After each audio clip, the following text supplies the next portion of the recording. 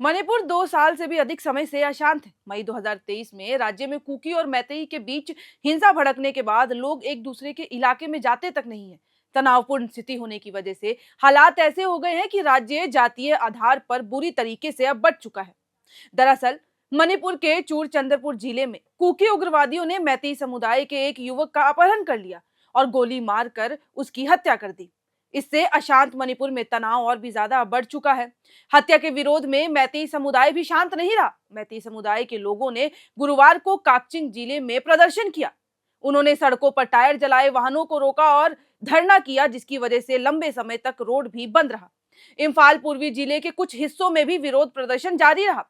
आपको बता दें कि किस युवक की मौत हुई। उसकी पहचान 38 वर्षीय मयांग लाम ऋषिकांत सिंह के रूप में हुई है। उसका विवाह कुकी आदिवासी समुदाय की एक युवती चिंगुन हाओइक से हुआ था। शादी के बाद उसने अपना नाम बदलकर गिनमिथांग कर लिया था और फिर लोगों से छुप के रह रहा था। पुलिस ने बताया कि ऋषिकांत सिंह का बुधवार को उसके घर से ही अपहरण कर लिया गया और फिर अपहरण के बाद लोगों ने उसको गोली मारकर उसकी हत्या कर दी।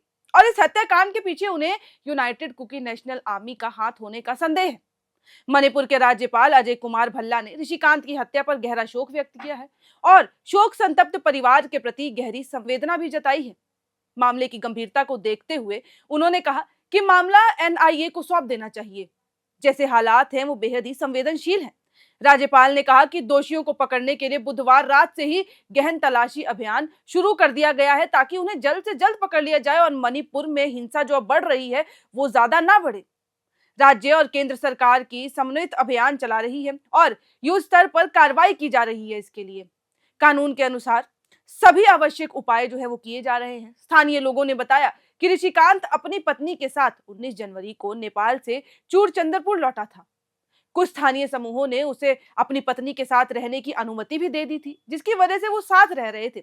मीडिया रिपोर्ट्स के मुताबिक मृतक के पिता मयांग लाम टाम्बी सिंह ने बताया कि नेपाल से आने के बाद वे चूरनचंदपुर में अपनी पत्नी के पास घर पर ही रह रहा था। उसने कभी अपने ठिकाने की जानकारी हमें दी नहीं, लेकिन बुधवार शाम को 3 हथियारबंद लोगों ने उसका अपहरण कर लिया। जाने कैसे उनको उनकी जानकारी लगी और उन्होंने मेरे बेटे को अगवा कर लिया। अपहरणकर्ता उसकी पत्नी को भी साथ ले गए, लेकिन बाद में उन्होंने चलती गाड़ी से उसे बाहर फेंक दिया। इस भयावह घटना का अब जो एक कथित वीडियो है वो इंटरनेट पे बहुत तेजी से वायरल भी हो रहा है, जिसमें मैतेई युवक को गोली मारे जाने से पहले हाथ जोड़कर अपनी जान की भीख मांगते हुए भी देखा जा रहा है। अब तस्वीरों में जो इंसान देख रहे हैं वो वही इंसान है जिसकी हत्या कर दी गई है। अब इसके अलावा वहीं बता दूं कि मणिपुर में 3 मई 2023 में जातीय हिंसा शुरू होने के तुरंत बाद गैंगरेप का शिकार हुई 20 साल की युवती की 18 जनवरी को मौत हो गई। गैंगरेप के समय पे वह सिर्फ 18 साल की ही थी। युवती लगभग 3 साल पहले किडनैपिंग और गैंगरेप के सदमे से अब तक उबर भी नहीं पाई थी। परिवार को यह लगता था कि शायद वो ठीक हो जाएगी, लेकिन उसकी अब मृत्यु हो गई।